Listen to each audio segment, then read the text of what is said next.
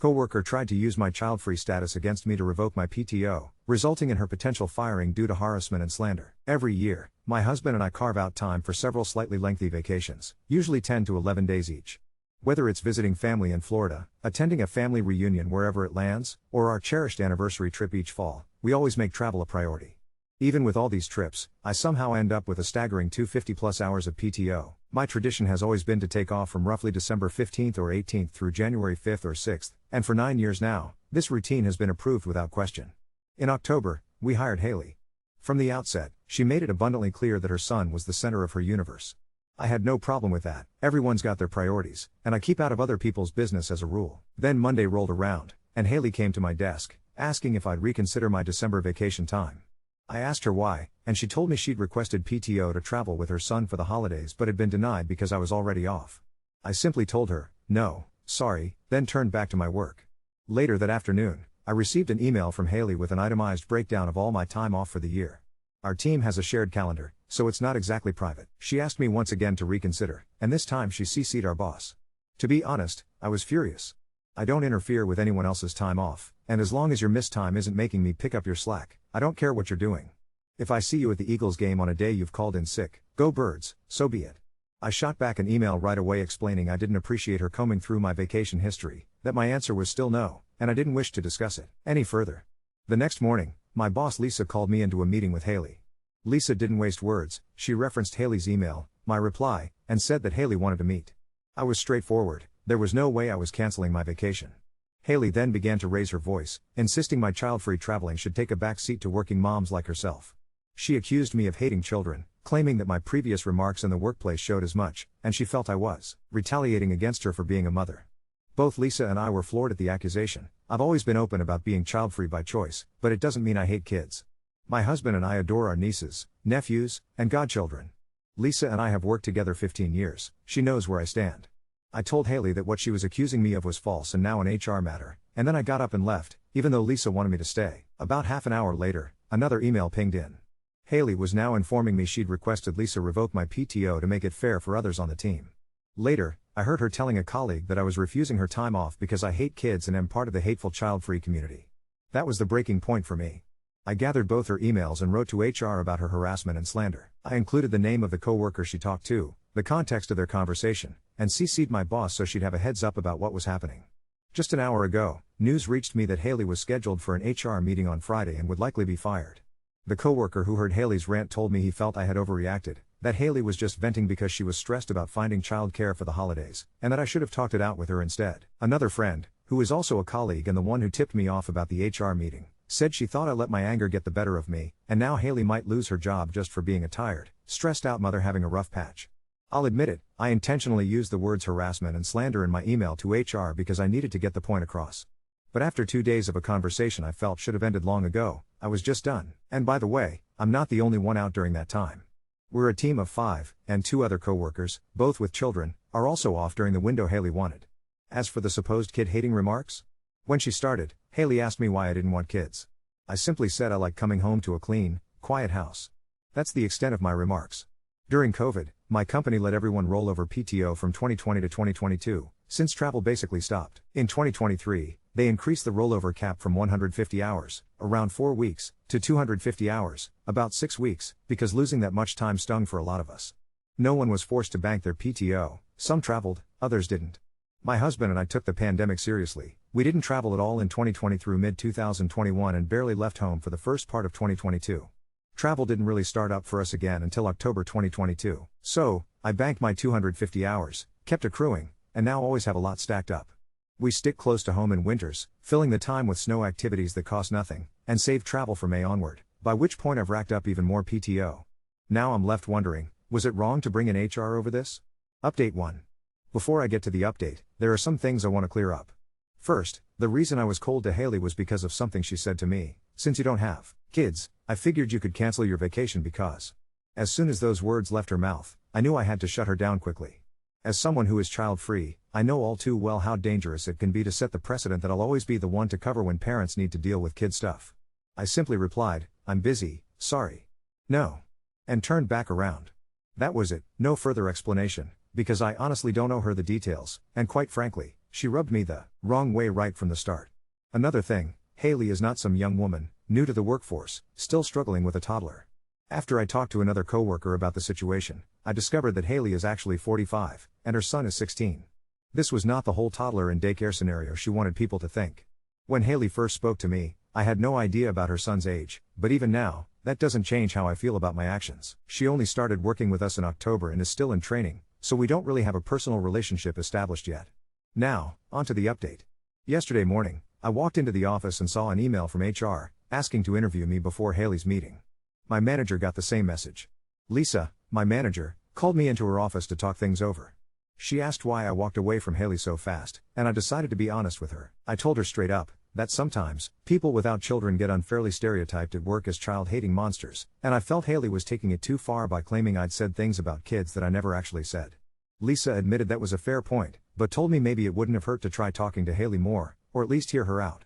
Since I know Lisa pretty well, I was honest yet again. I told her I didn't feel like talking to Haley further after I learned Haley told several people that I'm difficult to work with. Lisa was surprised to hear that. According to Haley, she reacted the way she did because I apparently cut her off as soon as she mentioned her son. I told Lisa that was wildly untrue and suggested she check with Graham, the coworker who sits next to me, since Graham witnessed the whole thing. Lisa quickly messaged Graham, and Graham confirmed my version of events. I didn't cut Haley off and I was perfectly civil when I said no. Lisa then asked who Haley had spoken to, so I gave her the names I knew of. She said she would try to speak to them all ahead of the Friday meeting, to get a feel for what was actually said. Then Lisa mentioned that Haley wanted to meet with me in a conference room. Would I be willing to talk? I said yes because, I'll admit it, I felt maybe I should try to be nice, despite my reservations. Haley entered the meeting and immediately started grilling me about why I needed all the vacation time I'd taken. I felt that familiar irritation rising up, but let it go. I told her I didn't want to discuss the reason I was taking time off. I don't even tell our boss why. I simply request it, Lisa approves it, and that's that. In our company, we're strongly encouraged not to disclose the reasons for any time off, not even to the boss. But then Haley scoffed at my answer and told me she felt like I didn't care that she wanted to make memories with her son, or that she would be missing out on time with him. I apologized for how she felt, but was honest, I hadn't really thought about it at all. I also pointed out that she had misled me, saying she needed to find childcare, when, in fact, her son is 16. This detail was confirmed by a coworker, who, for the record, isn't even a fan of Haley's, and wanted it known her son is not a toddler as she tried to imply with some people. Haley shot back, telling me I shouldn't talk about her son because he has crippling anxiety and requires care when she isn't home. At that point, I dropped the subject and simply said I was sorry to hear about her son's mental health, but I didn't know what else to say. That's when she asked me what days I'd be giving up for her. I looked at her, genuinely surprised, and asked, "Did you call this meeting just to talk about what days I'd be working?" She looked straight at me and said, "Yes, what else would I be asking you about?" That set me off. I stayed calm, though, because I was recording the meeting. More on that soon. I told her, "Sorry, I think we've had a miscommunication. I was under the impression you wanted to formally apologize, not to keep asking me to switch. I'm not interested, and I think we should end the meeting here." Haley became visibly upset. "So you're not giving me any of your days? You don't have anything going on?" I just told her again that I was going to go, but she blurted out, "What the fuck ever, this is such favoritism bullshit." I replied, "That is fine. I'm going to end the recording here and leave the meeting." As I pressed stop on my phone, I got up to leave. She put her hand on my notebook and said, "Recording? There's no cameras in here." I told her I'd recorded it on my phone to stop any further confusion about what was actually said, since she had already accused me of saying some pretty terrible things I hadn't. Now, she was beyond pissed and stormed out, but she turned right back around and shrieked, "State is a consent recording state and you do not have my consent to record that meeting." I simply told her to check her email and then walked away. For all our meetings, the notes always indicate if it's being recorded. I consider it necessary. With everything that's happened, I needed my own protection. I don't think she realized I'd put that note in the meeting invite when I scheduled the time to meet, but I did. So now, let's see what the morning brings. Update 2. The morning was chaos before I even finished my coffee. HR called me in first thing and asked for the recording. I handed it over, along with a calendar invite where I'd clearly noted the meeting would be recorded. They'd already pulled our state's consent laws and company policy. The compliance guy actually said, "We're good here," which surprised me. I was braced for a lecture. They asked a few follow-ups, then let me go with a "we'll keep you posted" that sounded a lot less vague than usual. About an hour later, Lisa pinged me to come to her office. She'd been with HR, too.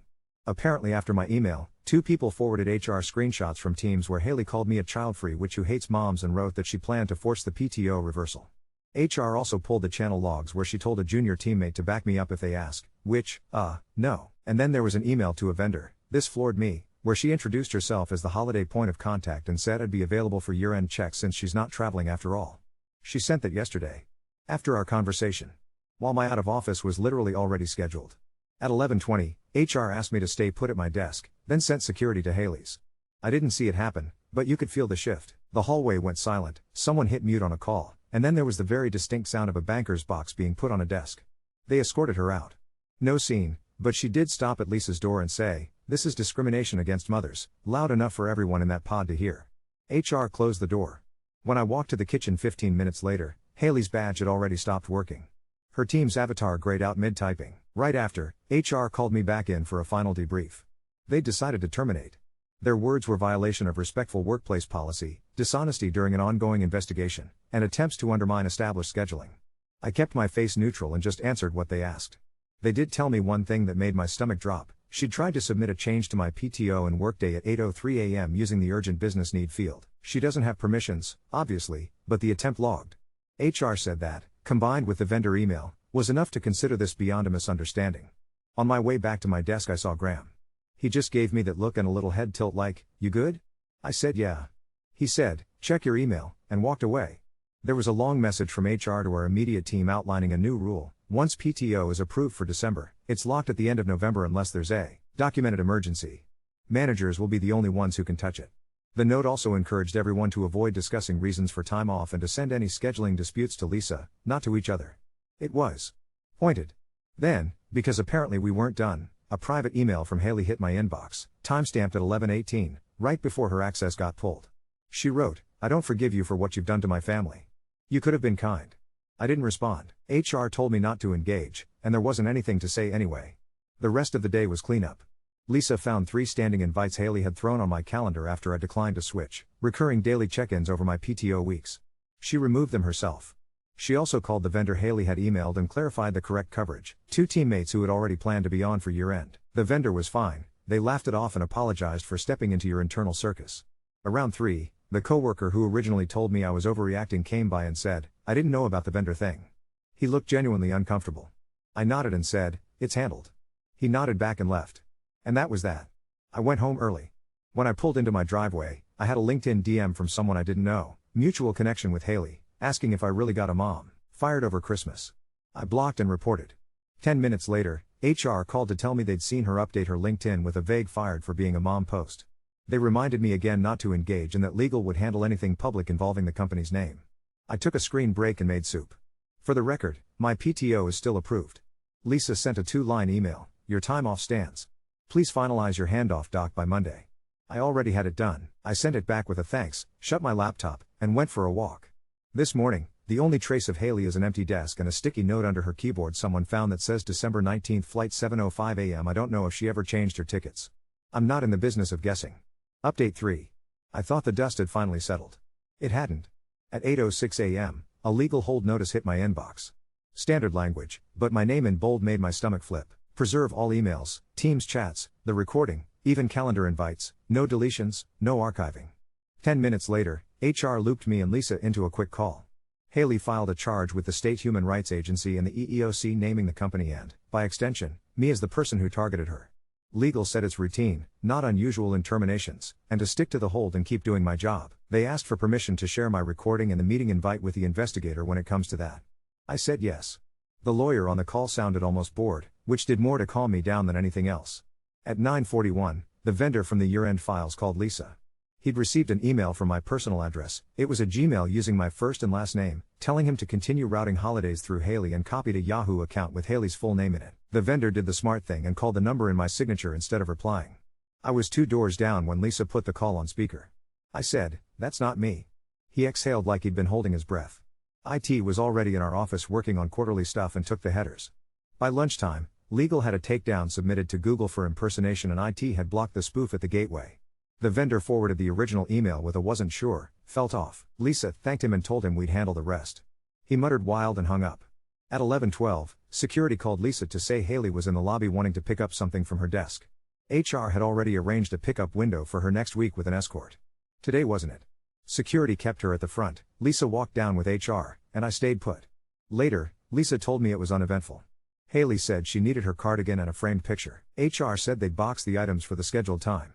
Haley asked if I was present. HR said that wasn't relevant. She left. The cardigan and picture were under the desk. Graham slid them into a banker's box and taped it shut. He put a post-it on top, HR hold, do not open. And then, because he can't help himself, he stuck another post-it that just says cardigan. He shrugged at me and said, labeling is life. Just after noon, HR sent me a copy of the EEOC intake that came to the company's general counsel. It's a lot of boxes checked: sex discrimination, family status, retaliation. There's a paragraph where she wrote that I publicly humiliated her and secretly recorded a private conversation. Legal highlighted the part where she claims there was no notice of recording. I forwarded them the calendar invite again and the auto-inserted Teams banner where it literally tells participants, this meeting is being recorded. Compliance pinged me back with a tie and a smiley I did not expect from compliance. At 2:03, another curveball. Finance messaged me that a recurring daily check-in had popped back onto my calendar for the 2 weeks of my PTO. Different title, same time block. From Haley's old account. IT pulled the log. Someone had tried to use her disabled account via the mobile app and hit a wall. The meeting was created from a cache session and then immediately failed sync. IT purged it and tightened the conditional access rules for terminated accounts. I watched 3 ghost meetings disappear off my screen like little apparitions and felt my shoulders drop an inch. Around 3, legal swung by our pod and asked if I'd be comfortable joining a short training clip for managers about PTO boundaries using anonymized scenarios. I said only if it stayed anonymized. They laughed and said, no starring role, I promise. They're pulling together a deck for Q1. It was strangely validating to hear them say, we need to be clearer about no means no on time off. When I got home there was a plain white envelope in the mailbox, no return address, postmarked from the next town over. Inside was a photocopy of Haley's LinkedIn fired for being a mom post with my first name sharpied on top and shame written under it. I took photos, slid it into a Ziploc, and emailed legal per the hold notice. They responded in 5 minutes, received. Will add to file, please keep and do not engage. I angled my ring to catch a wider sweep of the street and moved on with my evening. My husband handed me a mug of hot chocolate and said, do you want to talk about it? I said, no, I want to watch the Flyers. We did both. This morning, HR sent the team a follow-up to yesterday's PTO lock note clarifying that any external communication about coverage must come from a manager account, not individual contributors. Lisa took a beat and told everyone we're going to pilot a coverage doc template so vendors stop getting whiplash. It was simple: who's on, who's off, what falls where, all dates stamped. It made so much sense I wanted to frame it. At 10:17, legal copied me on a cease and desist they sent to Haley's last known email addresses about impersonation and false statements about the company and its employees. It was the first time I've seen my employer's letterhead look sharp. Someone in legal has a way with passive voice that could cut glass. The Gmail went dark by lunch.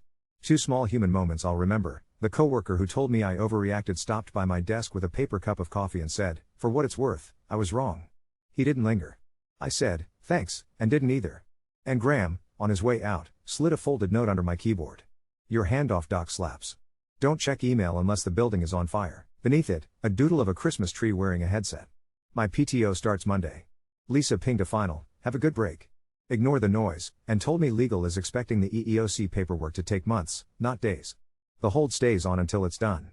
My out of office is set. I'm going to shovel the walk, put my phone face down, and go make snow angels with my nieces this weekend. I don't know what else Haley will do, and that's not in my control. What is, my time off stands, and I plan to take every hour of it. Update 4. My PTO started, but apparently paperwork doesn't care about out-of-office messages. At 9:12 a.m. on day 1, the doorbell rang and a carrier handed me a certified envelope from the state's Department of Labor. Inside was a notice of unemployment hearing listing me as a witness and a line that said attendance strongly encouraged. Hearing date, 2 days into my vacation, 10 a.m., telephonic. I forwarded it to legal and made hot cocoa because that felt like the only adult choice left. Legal called within the hour. They'd already planned to contest based on misconduct connected with work, and asked if I'd be willing to dial in from wherever I was. I said yes. They did a quick prep, answer only what's asked, don't volunteer, if it goes sideways, they'll jump in. The lawyer's tone had the same dry patience of someone reading the weather report. It helped. The next morning I shoveled, took my nieces to the park, and forgot about all of it for 3 hours. At 3:27 p.m., my phone buzzed with a private number. Detective, Township PD. He said the company had filed a report on the vendor impersonation and the mailbox flyer, and asked if I'd give a statement.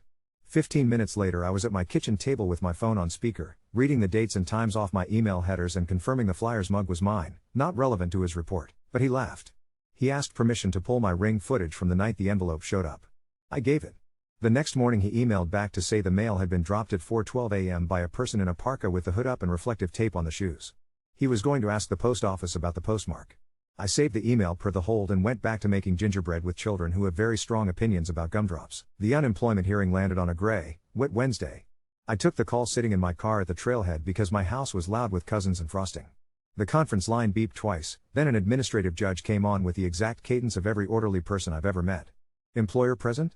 Yes, HR, Lisa, and legal. Claimant present? Yes, Haley, with a representative who turned out to be a friend. He announced himself as a workplace advocate. The judge paused, said, "You're not counsel," and kept moving. Haley opened with, "I was terminated for being a mother." The judge asked for dates. Legal gave them. He asked what conduct triggered the termination. Legal started to outline policy violations. Haley's friend interrupted 3 times to say irrelevant. The judge said noted and let legal finish. Then he called me. Name, role, length of service. He asked 2 questions, whether I'd denied switching days and whether I'd been contacted after that denial. Yes, and yes. Did you record a meeting? Yes. Was notice provided? Yes, calendar invite, Teams banner, and I stated it aloud. Did you attempt to change Ms. Haley's PTO or ask for hers to be revoked? No. Did you impersonate yourself to a vendor? I said, I'm not sure how I would do that. Haley's friend then said I was lying because the company made you. The judge said, this isn't the venue to litigate discrimination. That's with the Human Rights Agency. We're dealing with eligibility for benefits. He asked the employer about the workday log. HR had it ready with a timestamp. He asked about the vendor email. Legal read the header path and the cease and desist response from Google. Then he asked Haley if she'd sent any emails to that vendor. She said, I don't recall. He asked her to answer yes or no. She repeated, I don't recall. He moved on. At the end, he said he'd issue a written decision within 2 weeks. The call ended as my car windows fogged with my own breath. I sat there for 30 seconds listening to the quiet and then drove home to a house that smelled like cinnamon and wet snow boots. My husband handed me a sandwich and said, how'd it go? I said, it happened, and he nodded like he understood it perfectly. The next day, HR texted me a heads up. Haley's scheduled property pickup was that afternoon. Security had it on the calendar. I wasn't planning to be anywhere near the building, but Graham asked if I could FaceTime him when it started because he wanted to see if the cardigan makes a triumphant return. When I called, all I saw was the lobby wall and the edge of a poinsettia. No drama, just a security guard, HR, and Haley with someone holding a phone chest high. HR asked the friend to put it away. He said, I'm documenting. HR said, you don't have consent to film in our lobby. He said, it's a public space. Security said, it is not. The phone dropped. They handed over the box. Haley asked if the child free which was present. HR said, we're concluding the pickup. Haley said, I'll see you all in court, and walked out. Graham tilted his phone and whispered, cardigan status, retrieved. I told him to go back to work before he gets banned from lobbies. At 5:31 p.m., my phone vibrated with an email from legal titled position statement. They'd filed the company's response to the Human Rights Agency and attached my meeting invite and the transcript of the recording. I didn't even know we had software that could transcribe Teams that fast, but apparently we do. The line where Haley said, you don't have anything going on, was highlighted. They told me not to reply, just to be aware there could be a follow-up interview with the investigator in January. 2 days later, the detective called back. He'd gotten IP information from Google on the spoofed Gmail after the cease and desist. The activity was traced to an address in our town. He wouldn't say the street, but asked if I knew anyone with a hyphenated last name that matched Haley's married name. I didn't. He said the report was moving to the prosecutor's office for review because of the impersonation and the attempted use of a disabled company account. He told me to keep the ring angle where it was. He also said, if you see any vehicles idling outside your house, call us, in the same calm tone you'd use to recommend a brand of snow shovel. I made a second mug of cocoa after that and reset the motion zone anyway. On Monday, the decision on unemployment came in before lunch. It was 1 page, clean font, the kind of document that doesn't try to sound like a person. Benefits denied due to disqualifying misconduct. The decision cited documented attempts to alter another employee's approved time off, misrepresentation to external parties, and disrespectful conduct toward colleagues during an ongoing investigation. It listed dates. It didn't say my name. HR forwarded it with FYI only. Lisa added, no action needed. I closed the email and went back to teaching my niece how to make a snowball that actually sticks. By midweek, I thought the needle might finally stop bouncing. Then, mid-afternoon, a new email popped into my personal inbox. The subject line was neighborly advice. The body read, it's a small town. Be kinder. No signature. My husband looked up our HOA board list and sent legal the 3 names we didn't recognize from the street. Legal's reply was quick, we'll handle. Please do not engage. I forwarded the headers and put my phone face down under a pile of scarves. That night, I watched the birds and tried not to think about the phrase neighborly. My phone buzzed at halftime. Graham, sending a photo of a snowman in a headset and a scarf with a lanyard made of licorice. He'd stuck a post-it on its chest that said, ooh until Jan. I laughed out loud. It felt like oxygen. This morning, last twist before I put the laptop away for good, a call from the investigator at the Human Rights Agency. She introduced herself, said she'd read the company's submission and wanted to schedule a brief interview in January to hear my side. She apologized for reaching out during my PTO. Her voice sounded like she'd been doing this long enough to be gentle without promising anything. I picked a date. She asked 2 quick intake questions: had I instructed anyone not to grant Haley PTO, and had I made statements about parents generally at work? No, and no. She thanked me and hung up. I stood in my kitchen and listened to the quiet again. The dishwasher hummed. Out the window, the street was a white strip and someone's dog was bounding through it like they'd never seen snow. I opened my laptop and set my out of office to "I'll reply when I'm back, not before." Lisa pinged a thumbs up and "go make snow angels." Legal added, "enjoy your holiday. We'll keep the plate spinning." Update 5. My out of office held for exactly 1 day before real life tried to crawl under the door. At 7:41 a.m., the ring pinged.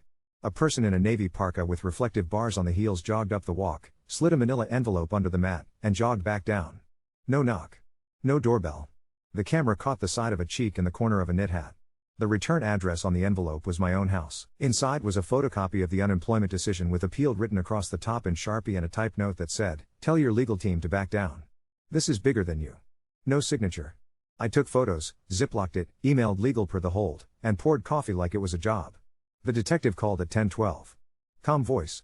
He'd looped our ring pull into their report and had already asked a neighbor 2 doors down for their camera because the angle on my walk doesn't catch the street. Their footage grabbed the car nose into the curb with the hazards on, 1 minute 32 seconds, then gone. He asked if I'd mind sharing the envelope for prints. I told him it's in a Ziploc on the second shelf of the pantry next to the graham crackers. He didn't react to the graham crackers. He said he'd send someone by. At noon, a process server rang my bell like it owed him money. I opened the storm door and he held up a packet. "For you," he said, and then, because apparently we do niceties now, "Happy holidays." It was a notice of a temporary restraining order hearing. Civil harassment.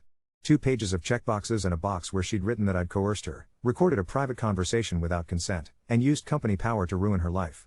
There was a line that said "this is not a criminal matter," which I read twice.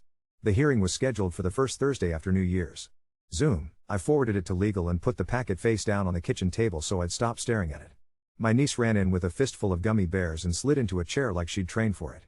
I took 1 gummy bear because I needed a small win. Legal called me 20 minutes later. Not their first time with this kind of filing.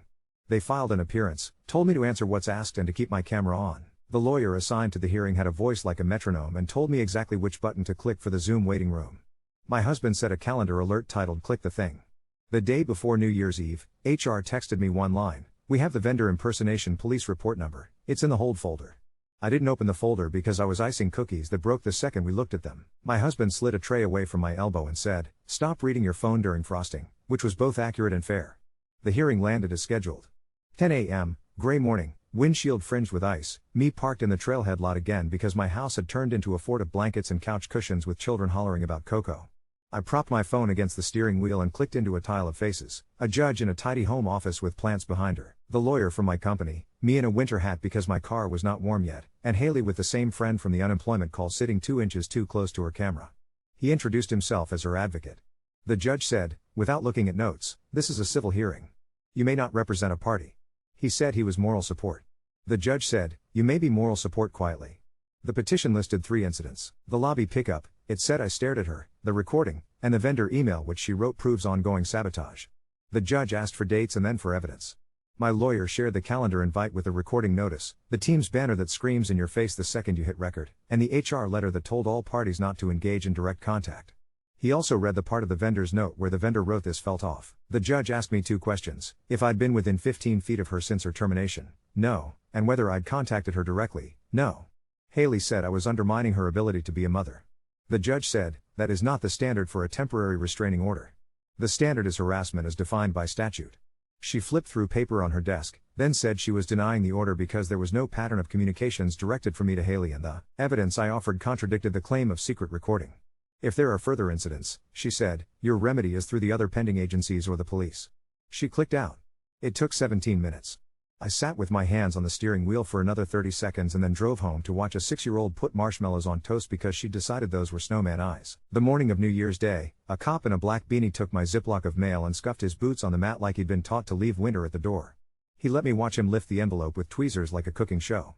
He labeled it with my last name and the date, then thanked me and left.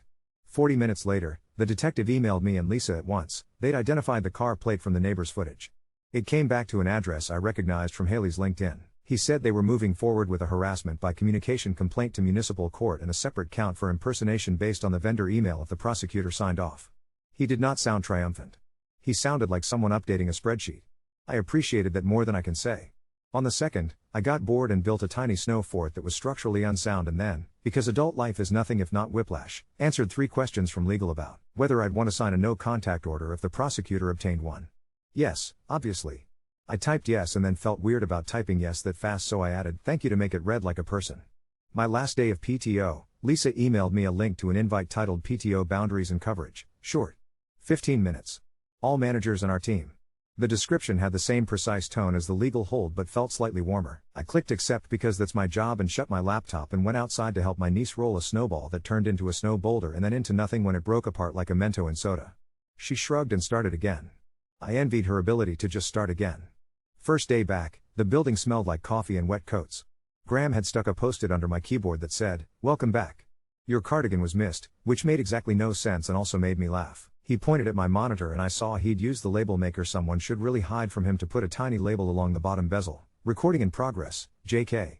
I peeled it off and stuck it on my notebook so it wouldn't end up on a vendor invoice or a tax folder and cause an incident.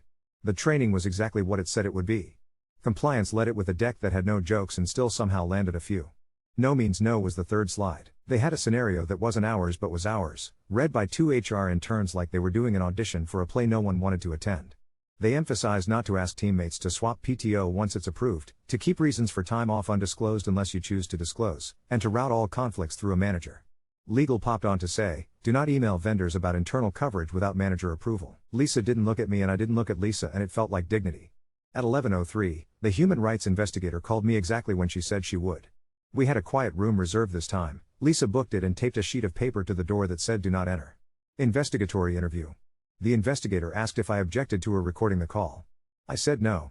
She asked about my role, how PTO is generally handled, whether I'd made comments about parents as a class, and whether I discussed Haley's son beyond what was stated. I told her about saying I like a clean, quiet house. I told her I didn't know her son's age until a coworker told me and that when Haley brought up his anxiety, I dropped the subject. The investigator's voice was steady and neutral. She asked if I had been asked by others to weigh in on Haley's PTO. I said yes. She'd asked me a few times, and I declined. She asked if I had any reason to retaliate. I said no. She asked if there was anything else I wanted her to know. I said that I'd been careful to not discuss reasons for people's time off because we have that norm and I'd like to keep it. She said, thank you, and told me there would be a written determination in due course. I think in due course is legal for don't hold your breath.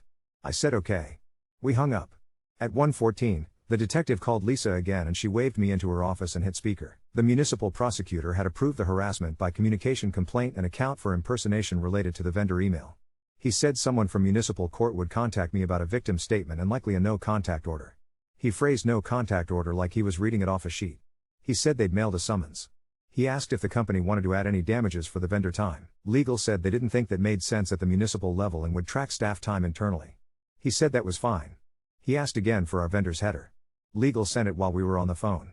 He thanked us and hung up. At 2:02, IT sent a message to the team. Heads up, we've enabled a hard block on any calendar invites generated by disabled accounts.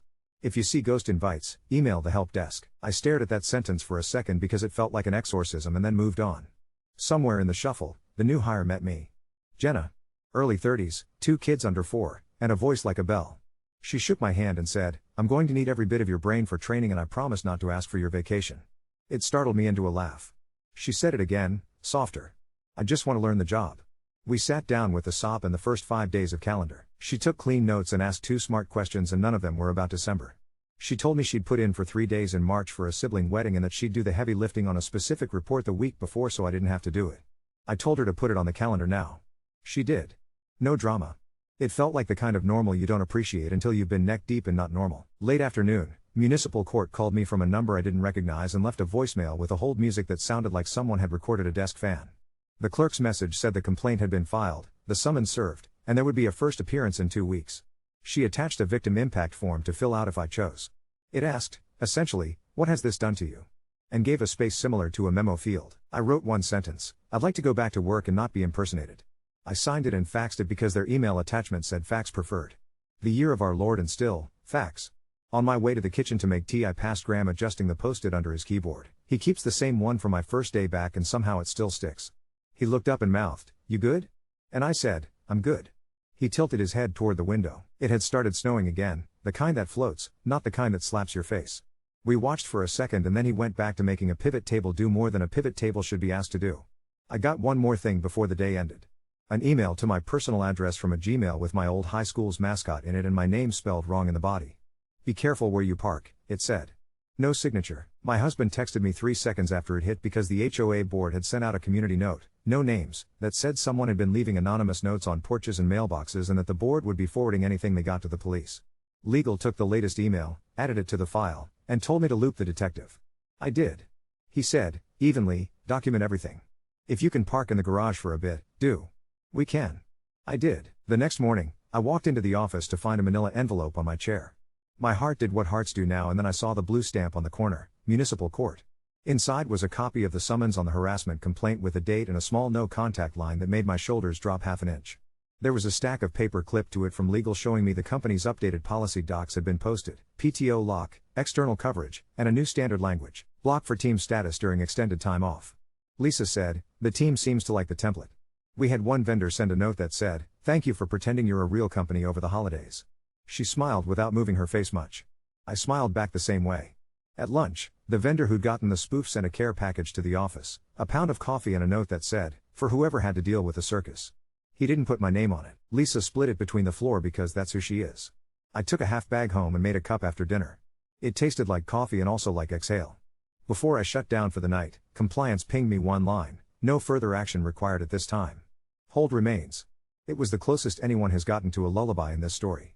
I put my phone face down and watched the Flyers lose in a way that was somehow reassuring because at least some things are consistent. My husband handed me a blanket and said, "Do you want to talk?" And I said, "No, I want to watch bodies hit the boards," and he said, "Same."